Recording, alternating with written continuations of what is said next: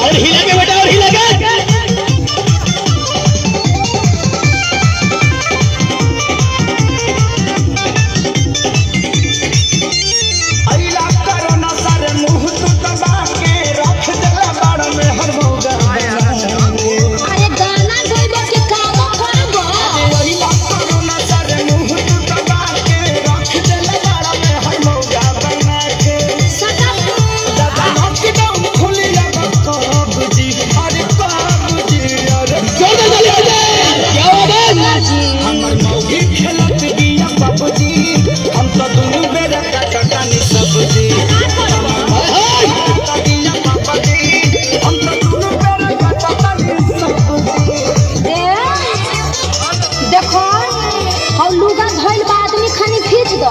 ना तो पुलिस के फोन पर कह देब कि हमार भतार 4 दिन से खोखता।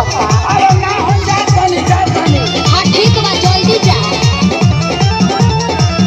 यो बेटा यो धारावा में सूती उता करतिया सब फूकी फूकी चूल्हा हमारा निकालता कैसे हो। अरे घर में मत छोड़ प्रदूषण हो जाई। धारावा में सूती उता करतिया हो फूकी फूकी चूल्हा हमारा निकालता कैसे हो। झाड़ू लगाई फिर पोछा लगाई अपन दर्द के तनाले बता तो बैठ के हुड़बा बाबूजी ने तो देखला बाबूजी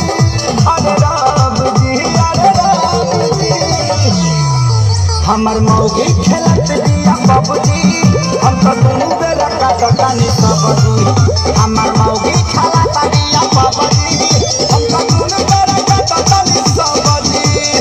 आ सुनो आलू बैंगन काट के मिक्स सब्जी भी बना दी हो।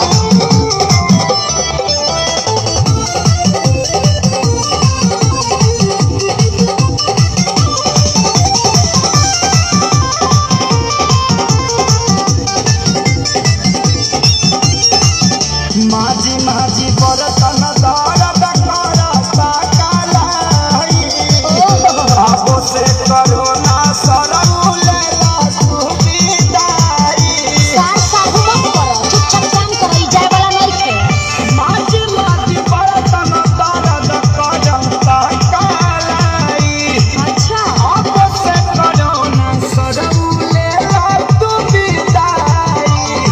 रहे खेसारी के हीरो में बड़ा नाम हो सोनू सुधा के साथ भइले गुलाम हो। सभे रोए घर में बैठी जा भदाभजी अरे दाभजी अरे दाभजी। अल्लाह में ला बच्चा हमर मौगी खेलत दिया बाबूजी हम तो दोनों बेरा काटतानी सबजी हमर मौगी खेलत दिया बाबूजी हम तो दोनों